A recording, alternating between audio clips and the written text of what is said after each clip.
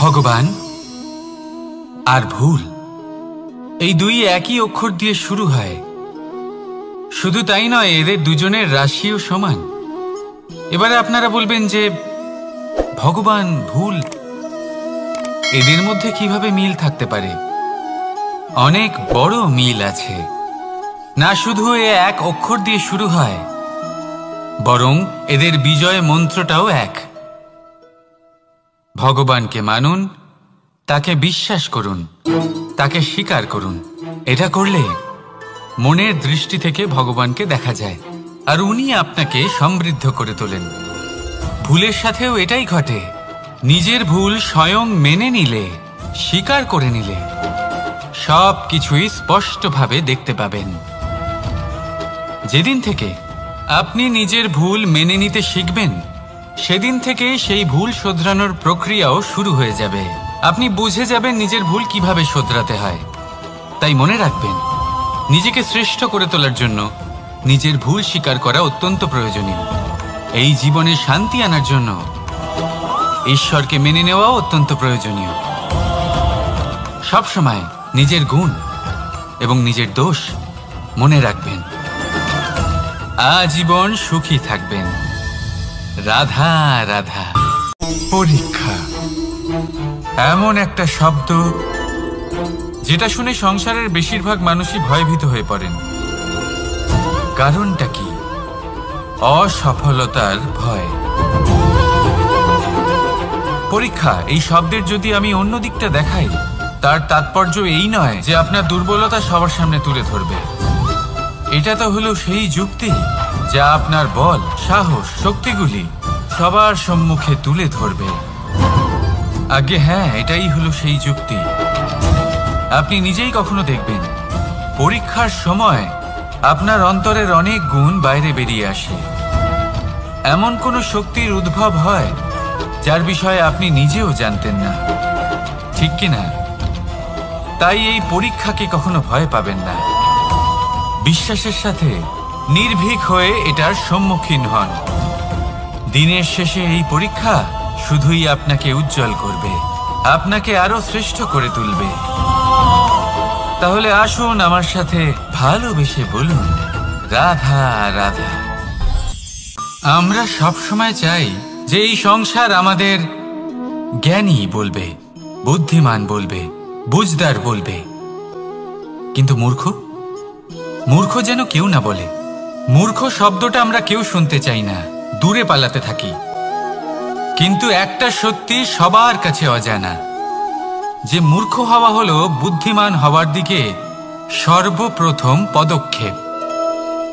আপনি যত খুশি দিগ্গজ জ্ঞানী মানুষদের সাথে আলাপ করুন, যত ইচ্ছে কথা বলুন, যতই জ্ঞানের কথা আলোচনা করুন, অভিজ্ঞতা মূর্খ হবার পরেই পাওয়া যায়, তাই নয় কি? মূর্খ হবার পরে আপনি এটা বুঝতে পারবেন যে কি করা উচিত নয়। জ্ঞানী ব্যক্তি আপনাকে এটা বলবেন যে কি করা উচিত। আর এই সংসারে কি করা উচিত তার থেকেও অনেক বড় জ্ঞান হলো কি করা উচিত নয়। সেই জন্য সব সময় মনে রাখবেন, আপনার করা কিছু ভুল আপনাকে যদি কেউ মূর্খ বানিয়ে থাকে, ছল চাতুরি করে থাকে, তাহলে কোনো ব্যাপার নয়। এটা শেষ পর্যন্ত আপনাকে আরো বুদ্ধিমান করে তুলবে। এই মুহূর্তে ধন্যাত্মক থাকুন। এই সংসার আপনাকে অবশ্যই জ্ঞানী বলবে। রাধা রাধা। আপনি কি কখনো একজন মালিকে একটা বাগানের যত্ন নিতে দেখেছেন? যদি কখনো একটা গাছে উই ধরে যায়, মালি তখন শুধু সেই গাছের নয়, সমস্ত বাগানের চিকিৎসা করায়। আপনারা হয়তো বলবেন, এ কেমন মূর্খতা? যখন উই একটা গাছে লেগেছে, সমস্ত বাগানের চিকিৎসা কেন করাতে হবে? এ তো অযথা পরিশ্রম করা। কিন্তু মালি খুব ভালো করে জানে যে উই হয়তো একটা গাছে লেগেছে, কিন্তু তা সমস্ত বাগানকে নাশ করে দিতে পারে। এবার মালির এই শিক্ষা, এই জ্ঞান অন্য অনেক জায়গাতে প্রযোজ্য। এই সংসারে আমরা শুধুমাত্র নিজের পরিবারের কথাই চিন্তা করি, তাদের যত্ন নিই, চেষ্টা করি যেন তারা ভালো থাকেন, সুখে থাকেন। আর সেই সময় এই সমাজের কিছু বিরোধী মনোভাব এই সমাজকে গ্রাস করে ফেলে, এই সমাজকে নষ্ট করে ফেলে। কিন্তু আমাদের নজর শুধু আমাদের পরিবারে থাকে। সেই জন্য যখন কথা ওঠে রাষ্ট্রের, দেশের, তখন তার জন্য সিদ্ধান্ত নিতে হবে, তখন তার জন্য ত্যাগ করতে হবে। আর মনে রাখবেন, যে সমস্যায় আসুক তার সমাধান পূর্ণরূপে বাঞ্ছনীয়। এই সংসারে প্রত্যেক ব্যক্তি যদি নিজের পরিবারেরও খেয়াল রাখেন এবং সমাজেরও খেয়াল রাখেন এবং সঠিকভাবে এই দেশেরও খেয়াল রাখেন, তবেই এই দেশ সম্পন্ন হতে পারবে। তাহলে আপনিও সেই প্রয়াস করুন আর আমার সাথে ভালোবেসে বলুন, রাধা রাধা। কথায় বলা হয়, জীবনে ভালোবাসাই হলো সুখের মূল। এটা সত্য। এবার প্রশ্ন হলো এটাই যে এই ভালোবাসা কার সাথে করা উচিত। যদি আপনি কিছুক্ষণের জন্য সুখ পেতে চান, তাহলে ভালোবাসুন নিজের রুচি মতো। যদি আপনি কিছুদিনের জন্য সুখ পেতে চান, ভালোবাসুন নিজের বন্ধুদের। যদি আপনি কয়েক মাসের জন্য, কয়েক বছর বা অনেক বছরের জন্য সুখী হতে চান, তাহলে ভালোবাসুন নিজের পরিবারকে, মাতা পিতা, নিজের সন্তান, স্বামী স্ত্রী, নিজের আত্মীয়দের। কিন্তু যদি আপনি চিরকালের জন্য সুখী হতে চান, তাহলে ভালোবাসতে হবে শুধু নিজের কর্মগুলিকে। কারণ সম্পর্ক যেমনই হোক না কেন, কখনো না কখনো ভেঙে যাবেই। এই সংসার হলো এমনই যে যাদের সঙ্গ আমরা পাই, তাদের সঙ্গ একদিন ত্যাগ করতে হয়। শুধু কর্মই হলো এমন এক সঙ্গ যা কখনো আপনাকে ত্যাগ করবে না। আপনার মৃত্যুর পরেও এই কর্ম আপনাকে বাঁচিয়ে রাখবে। তাই সবসময় মনে রাখবেন, এই কর্ম ধর্ম মনে করে পালন করা উচিত। জীবনের শেষ মুহূর্ত পর্যন্ত কর্মকে ভালোবাসুন। জীবনের শেষ মুহূর্ত পর্যন্ত সুখে থাকবেন। আর আমি তো সবসময় বলি, শুধু কর্ম করতে থাকো, ফলের চিন্তা করো না। তাহলে আসুন আর আমার সাথে ভালোবেসে বলুন, রাধা রাধা। দ্বিধাবোধ। অনেক সময় আমরা জীবনে সেই বাঁকে এসে পৌঁছই যেখানে আমরা বুঝতেই পারি না যে এবার কোন দিক নির্বাচন করা উচিত।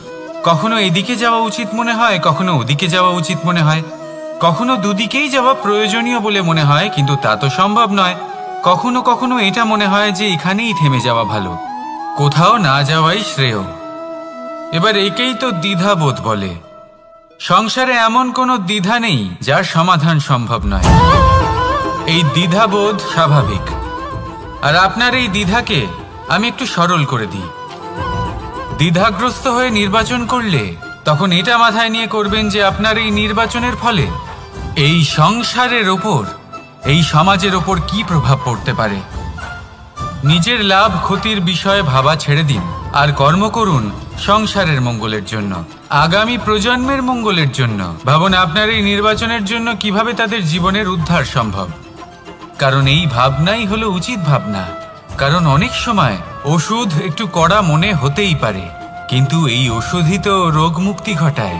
সেইভাবে আপনাকেও এই দ্বিধার মুহূর্তে কঠিন নির্বাচন করতে হতে পারে। এই কঠিন নির্বাচন জীবনে কঠিন পরিস্থিতিও আনতে পারে, কিন্তু যদি এই নির্বাচন ধর্মসঙ্গত হয়, যদি এর দ্বারা সংসারের মঙ্গল হয়, তাহলে এই নির্বাচনই হলো সঠিক নির্বাচন। আসুন আমার সাথে ভালোবেসে বলুন, রাধা রাধা। মানুষ নানান ধরনের বাসনা পোষণ করেন। তাদের নানান ইচ্ছে থাকে, অভিলাষা থাকে, নানান কামনা করতে থাকেন, স্বপ্ন দেখেন, প্রার্থনা করেন যেন তা সফল হয়, নিজের সম্পন্নতা কামনা করেন, আর শেষে নিরাশ হয়ে যান কারণ এসব কিছুই পান না। আপনাকে একটা ছোট্ট উদাহরণ দিই। জঙ্গলের রাজা কাকে বলা হয়? সিংহকে। এবার যেহেতু সিংহ বনের রাজা, তাই হরিণ তো তার কাছে এসে এটা বলতে পারে না যে আপনি হলেন বনের রাজা, তাই আপনি আমাকে মেরে ফেলুন, আমাকে খেয়ে ফেলুন আর নিজের ক্ষুধা নিবারণ করুন। এমন তো হয় না। সিংহ যতই বনের রাজা হোক, তাকেও পরিশ্রম অবশ্যই করতে হয়, তবেই তার ক্ষুধা নিবারণ হয়। সেইভাবেই আপনার সমস্ত স্বপ্ন, আপনার সমস্ত ইচ্ছে, আপনার সমস্ত অভিলাষা, সমস্ত আকাঙ্ক্ষা পূরণ হবেই, অবশ্যই হবে। পরিশ্রমের দ্বারা। শুধু ভাবলেই হবে না, তাহলে আপনিও জীবনে পরিশ্রম করুন, নিজের সমস্ত স্বপ্ন পূরণ করুন, আর আমার সাথে ভালোবেসে বলুন, রাধা রাধা। আপনি কি কখনো কোনো উঁচু পর্বতের শিখরে পৌঁছতে পেরেছেন? যদি পৌঁছে থাকেন বা যদি আপনি কোনো উঁচু পর্বতের শিখরে যান, তাহলে ভালো করে দেখবেন, আপনি যত উঁচুতে অগ্রসর হতে থাকবেন আস্তে আস্তে সমস্ত বনস্পতি বিলুপ্ত হতে থাকে। তারপরে সমস্ত গাছপালা, পশু পাখি সব বিলুপ্ত হতে থাকে। শেষ পর্যন্ত সেই শিখরে থেকে যায় শুধুমাত্র শান্তি, নীরবতা। আমাদের মানুষের সাথেও এটাই হয়। মানুষ যখন আত্মবিকাশের পথে অগ্রসর হতে থাকে এবং নিজের জীবনের শিখরে পৌঁছতে চায়, তখন তার একা থাকা অত্যন্ত প্রয়োজনীয় হয়। আর তাকে তখন ত্যাগ করতে হয় নিজের সুখ স্বাচ্ছন্দ্য, নিজের সম্পত্তি, নিজের সমৃদ্ধি, নিজের সৌন্দর্য। দেখুন, জীবনের শিখরে পৌঁছনো একেবারেই সহজ কাজ নয়। এ হলো অত্যন্ত দুর্গম এক পথ। কিন্তু যদি আপনি সেখানে পৌঁছতে চান, তাহলে আপনাকে ত্যাগের প্রবৃত্তি জাগিয়ে তুলতে হবে। ত্যাগ কি সেটা জানতে হবে, কারণ ত্যাগের ফলেই মনে শান্তি আসে, আর সেই শান্তির ফলে মনে উৎপন্ন হয় প্রেম। আর এই প্রেমই হলো জীবনের অন্তিম লক্ষ্য। তাহলে আসুন আমার সাথে ভালোবেসে বলুন, রাধা রাধা। মানুষ বলেন প্রেমে অনেক শক্তি আছে, আর এটা সত্যিও বটে। প্রেমে এতটাই শক্তি থাকে যে শত্রুতার বড় বড় স্তম্ভকেও এত সহজে ফেলে দিতে পারে। কিন্তু আপনি দেখে থাকবেন, যারা অধিক শক্তিশালী হন তারা দুই ধার সম্পন্ন তরোয়ালের মতো হন। কারণ এই প্রেম যদি আচরণে থাকে, মনে থাকে, বিচার বুদ্ধিতে থাকে, তাহলে তা শুভ হয়। এই প্রেম সৃজন করে। কিন্তু প্রেম যদি ব্যবসার অঙ্গ হয়, যদি এই প্রেমের ব্যবহার নিজের স্বার্থ, নিজের অহংকারের জন্য করা হয়, তাহলে তা সংসারের বিনাশ ঘটাতে পারে। রাধা প্রেমের ব্যবহার করেছে শাম্বের কারণে, আর শাম্ব সেই প্রেমের ব্যবহার করেছে নিজের অহংকার, নিজের স্বার্থ সিদ্ধির জন্য। শেষ পর্যন্ত ক্ষতি শাম্বের হলো না, হলো প্রেমের। তাই মনের মধ্যে প্রেম ভাব অবশ্যই রাখুন, নিজের আচরণেও প্রেম ভাব বজায় রাখুন, কিন্তু সতর্কও থাকবেন আপনার এই প্রেম, একে নিয়ে কেউ ব্যবসা না করে ফেলেন। আসুন আর এই ভালোবাসার সাথেই বলুন, রাধা রাধা। সত্য, এই সত্য আসলে কি? কেউ বলবেন যা অসত্য নয় তাই হলো সত্য, কেউ বলবেন সেটা যার ভিত্তিতে আমরা বেঁচে আছি তাই হলো সত্য। কিন্তু সত্য আসলে কি? তার থেকেও বেশি গুরুত্বপূর্ণ হলো এটা বুঝতে পারা যে সত্যের ব্যবহার কিভাবে করা উচিত। যদি আপনার কাছে সত্য থাকে বা আপনি সত্য জেনে থাকেন আর আপনি তার ব্যবহার করেন, সদ্ব্যবহার করেন সংসারের জন্য, তাহলে আপনি এই সমস্ত সংসারের অনেক ঊর্ধ্বে চলে যাবেন। কিন্তু যদি আপনি সত্য জানেন আর তার দুর্ব্যবহার করেন, তাহলে আপনি সমস্ত সংসারের পক্ষে ক্ষতিকারক হয়ে উঠতে পারেন। তাই মনে রাখবেন, সত্য যতটাই কোমল, অর্ধ সত্য হলো ততটাই কঠোর। এই অর্ধসত্য সমস্ত সংসারের বিনাশ ঘটাতে পারে। সেই জন্য জীবনে সত্যের বিষয়ে সম্পূর্ণ সত্য জানতে শিখুন। এ হলো অত্যন্ত গুরুত্বপূর্ণ। এই সত্য তার নিজস্ব দাবি হলো আপনি সাবধানে থাকুন। তাহলে আসুন আর আমার সাথে ভালোবেসে বলুন, রাধা রাধা। পঞ্চমহাভূত জীবন রচনায় এর অবদান অনস্বীকার্য। এই পঞ্চমহাভূত আসলে কি? জল, বায়ু, অগ্নি, মাটি আর আকাশ। এবার শুধুমাত্র জীবন রচনায় এর অবদান আছে তা নয়, শুধু শরীর রচনাতে এর যোগদান আছে তা নয়, বরং এরা হলো আমাদের জীবনের সবথেকে বড় শিক্ষক। এবার আপনারা সকলে চমকে যাবেন। হয়তো আপনারা এই দৃষ্টিভঙ্গি দিয়ে কখনো দেখেননি। আমি আজ আপনাদের বোঝাবো। এদের মধ্যে সব থেকে বড় তত্ত্ব জল। এই আমাদের কি শেখাচ্ছে? এই জল, এর নামই হলো জল, কিন্তু এ কখনোই আমাদের জ্বালায় না, আমাদের জ্বলনের কারণ হয় না। তাহলে কি করে? আমাদের তৃষ্ণা মেটায়, আমাদের শীতলতা প্রদান করে, জীবন দান করে। এর দ্বারা আমরা কি শিক্ষা লাভ করি? যে আপনার উৎপত্তি যেখান থেকেই হোক না কেন, আপনি যেখানেই জন্মগ্রহণ করুন না কেন, আপনার কর্ম সর্বদা শ্রেষ্ঠ হওয়া উচিত। আপনি জলকে যে কোনো পাত্রে রাখুন না কেন, সে সেই অনুসারেই নিজের আকার ধারণ করে নেয়। এর দ্বারা আমরা কি শিক্ষা পাই? এই শিক্ষাই পাই যে যে কোনো পরিস্থিতিতেই নিজেদের মানিয়ে নিতে হবে, নিজেকে সেরকম করে নিতে হবে।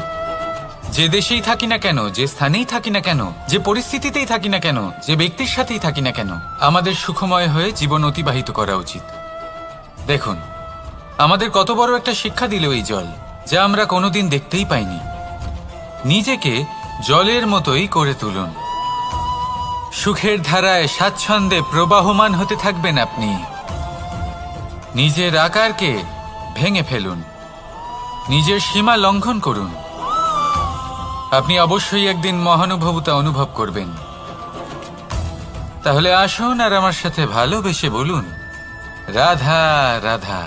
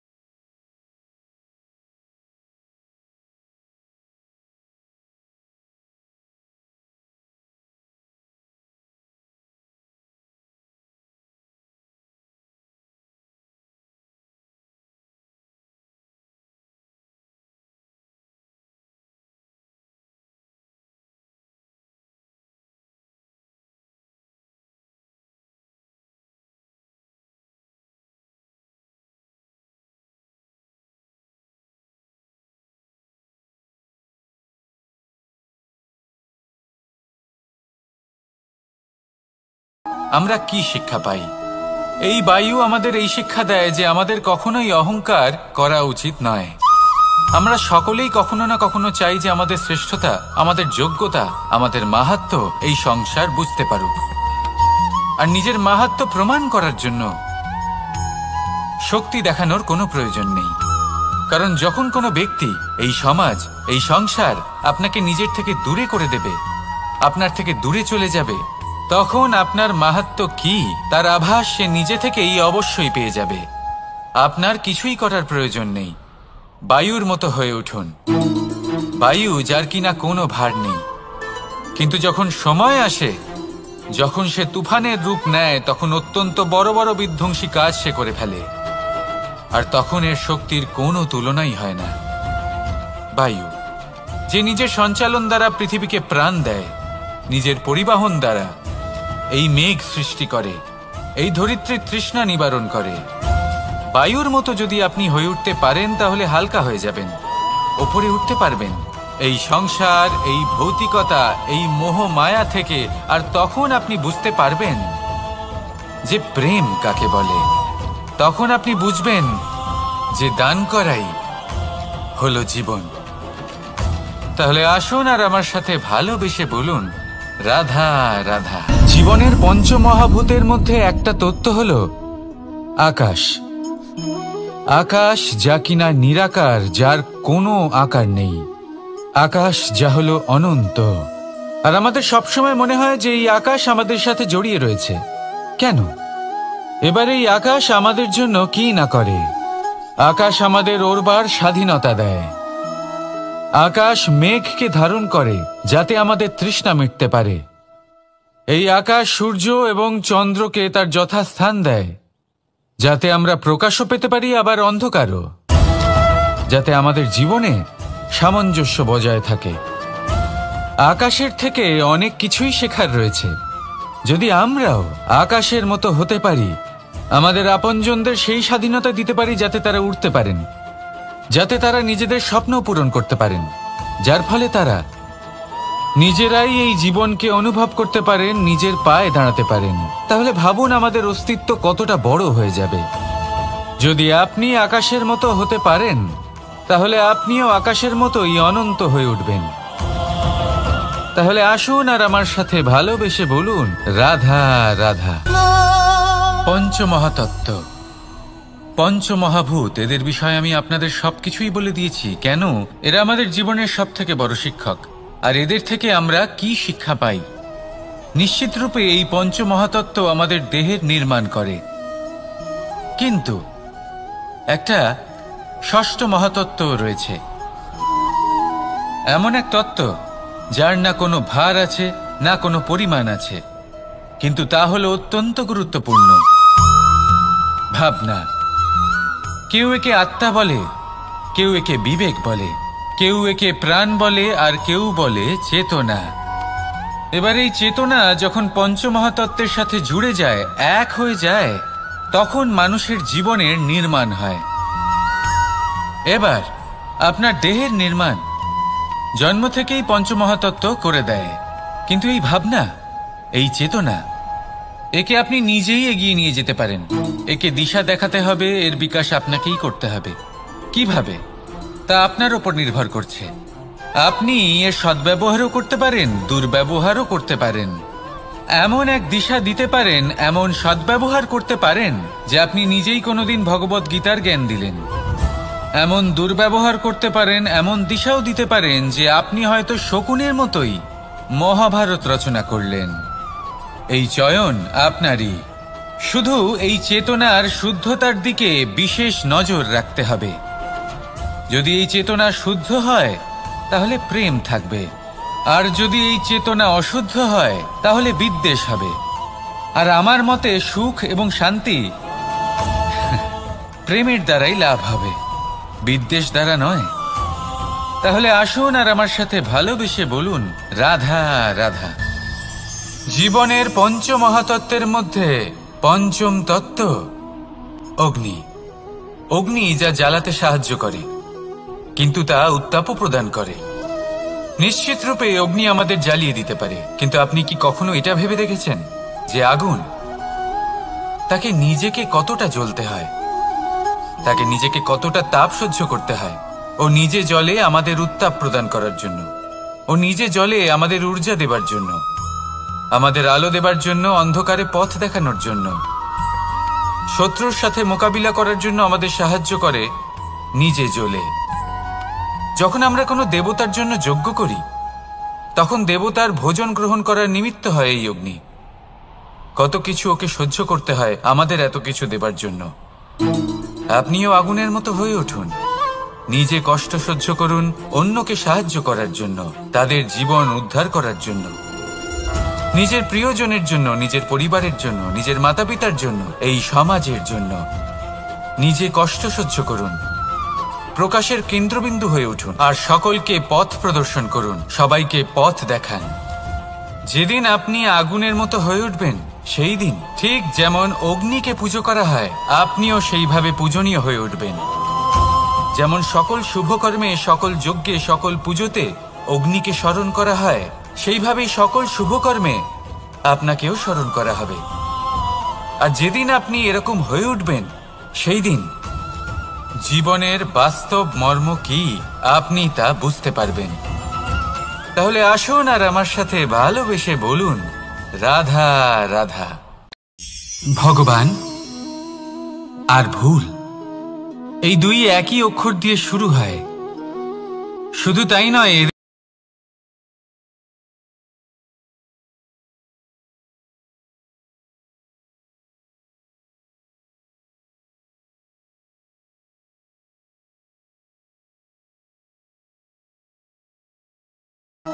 বরং এদের বিজয় মন্ত্রটাও এক।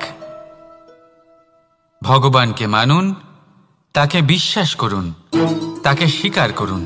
এটা করলে মনের দৃষ্টি থেকে ভগবানকে দেখা যায়, আর উনি আপনাকে সমৃদ্ধ করে তোলেন। ভুলের সাথেও এটাই ঘটে।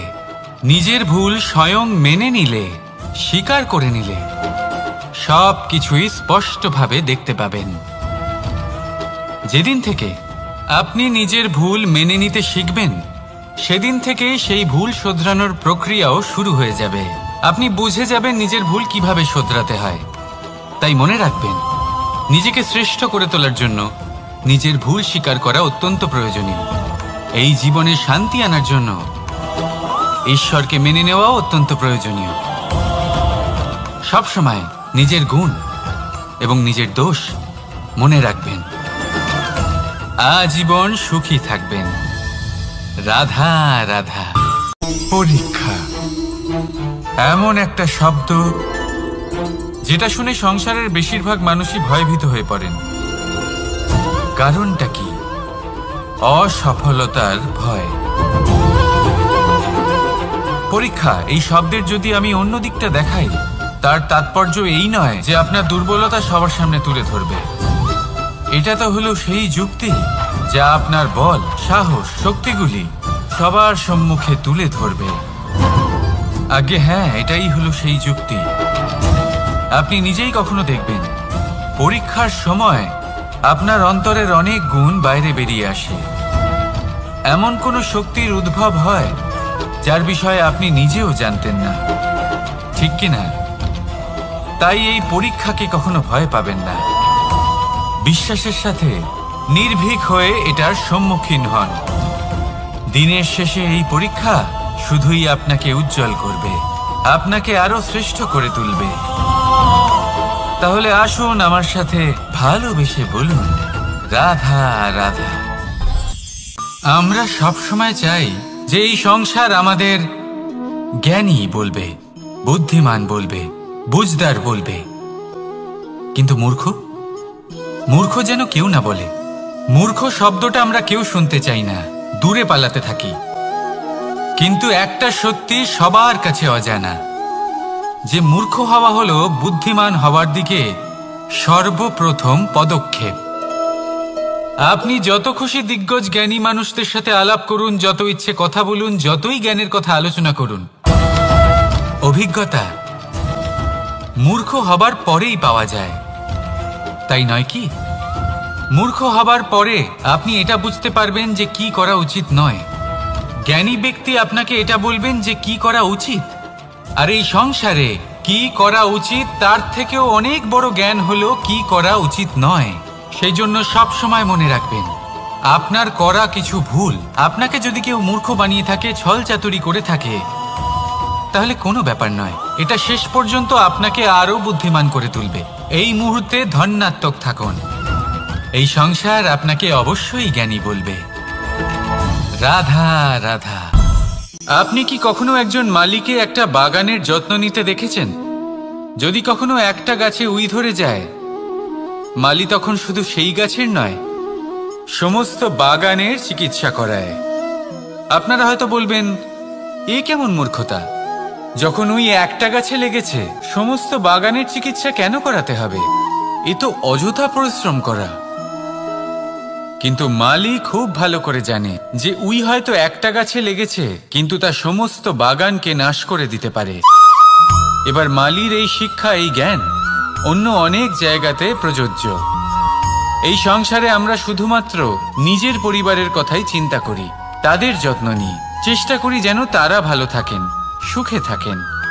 আর সেই সময় এই সমাজের কিছু বিরোধী মনোভাব এই সমাজকে গ্রাস করে ফেলে, এই সমাজকে নষ্ট করে ফেলে, কিন্তু আমাদের নজর শুধু আমাদের পরিবারে থাকে।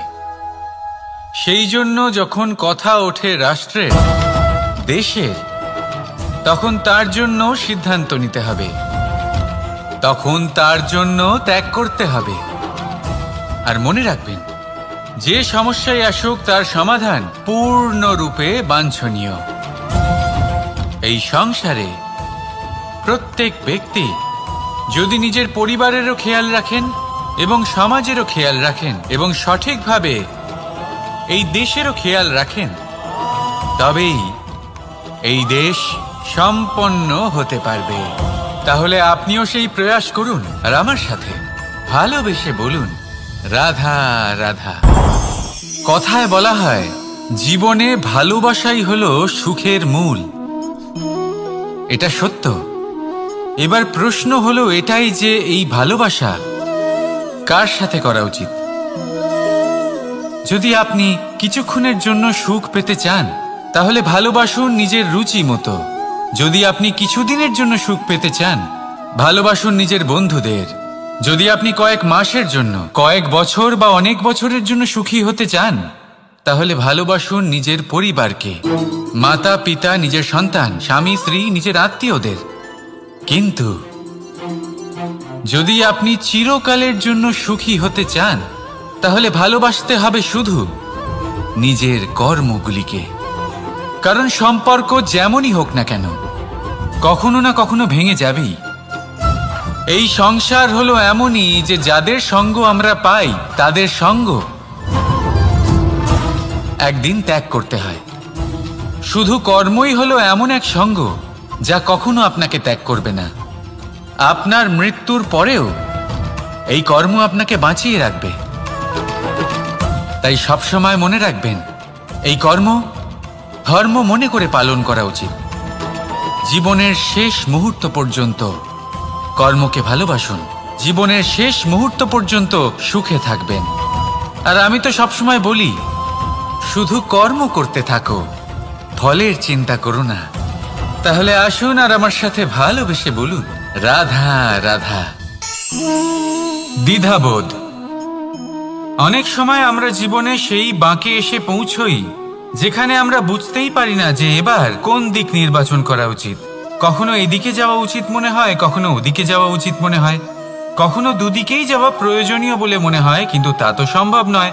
কখনো কখনো এটা মনে হয় যে এখানেই থেমে যাওয়া ভালো, কোথাও না যাওয়াই শ্রেয়।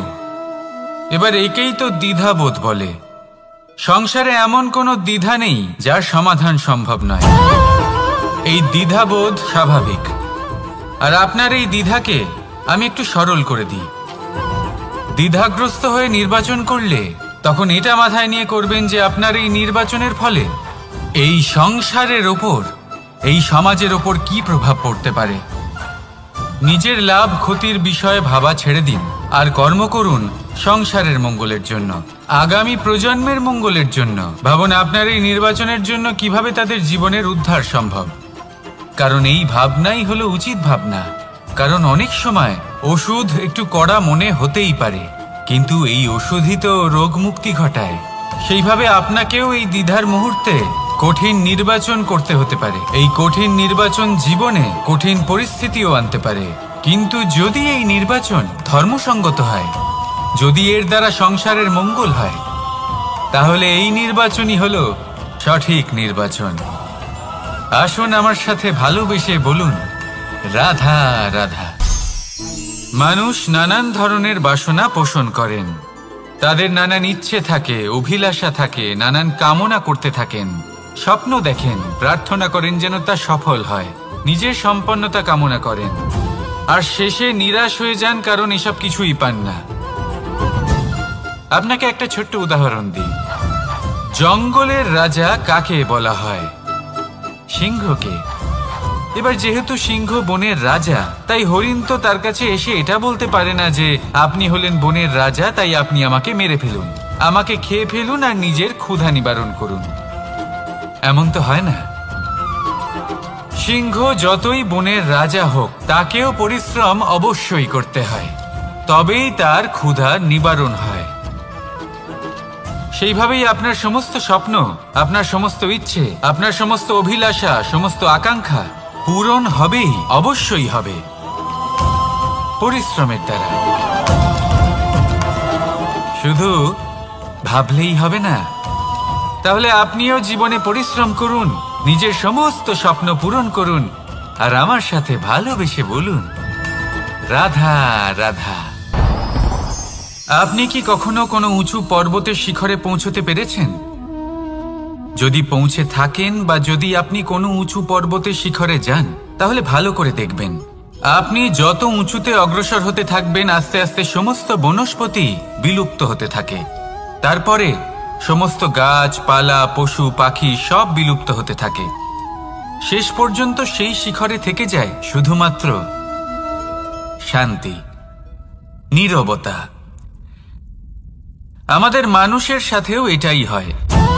মানুষ যখন আত্মবিকাশের পথে অগ্রসর হতে থাকে এবং নিজের জীবনের শিখরে পৌঁছতে চায়, তখন তার একা থাকা অত্যন্ত প্রয়োজনীয় হয়। আর তাকে তখন ত্যাগ করতে হয় নিজের সুখ স্বাচ্ছন্দ্য, নিজের সম্পত্তি, নিজের সমৃদ্ধি, নিজের সৌন্দর্য।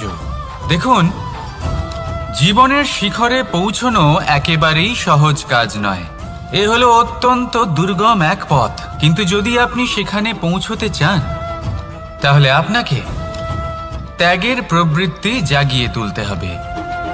ত্যাগ কি সেটা জানতে হবে, কারণ ত্যাগের ফলেই মনে শান্তি আসে, আর সেই শান্তির ফলে মনে উৎপন্ন হয় প্রেম। আর এই প্রেমই হলো জীবনের অন্তিম লক্ষ্য। তাহলে আসুন আমার সাথে ভালোবেসে বলুন, রাধা রাধা। মানুষ বলেন প্রেমে অনেক শক্তি আছে, আর এটা সত্যিও বটে। প্রেমে এতটাই শক্তি থাকে যে শত্রুতার বড় বড় স্তম্ভকেও এত সহজে ফেলে দিতে পারে।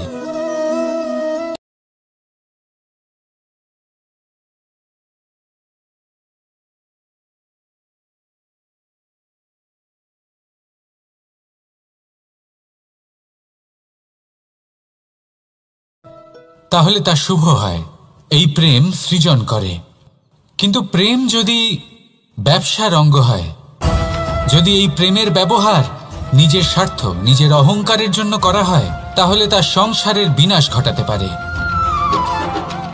রাধা প্রেমের ব্যবহার করেছে শাম্বের কারণে, আর শাম্ব সেই প্রেমের ব্যবহার করেছে নিজের অহংকার, নিজের স্বার্থ সিদ্ধির জন্য।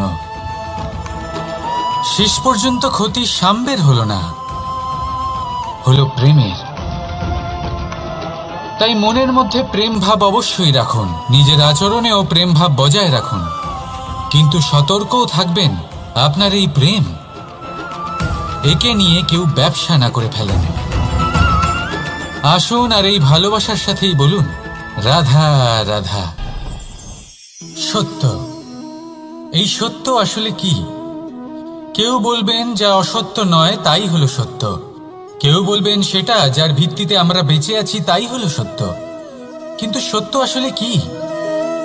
তার থেকেও বেশি গুরুত্বপূর্ণ হলো এটা বুঝতে পারা যে সত্যের ব্যবহার কিভাবে করা উচিত। যদি আপনার কাছে সত্য থাকে বা আপনি সত্য জেনে থাকেন আর আপনি তার ব্যবহার করেন, সদ্ব্যবহার করেন সংসারের জন্য, তাহলে আপনি এই সমস্ত সংসারের অনেক ঊর্ধ্বে চলে যাবেন।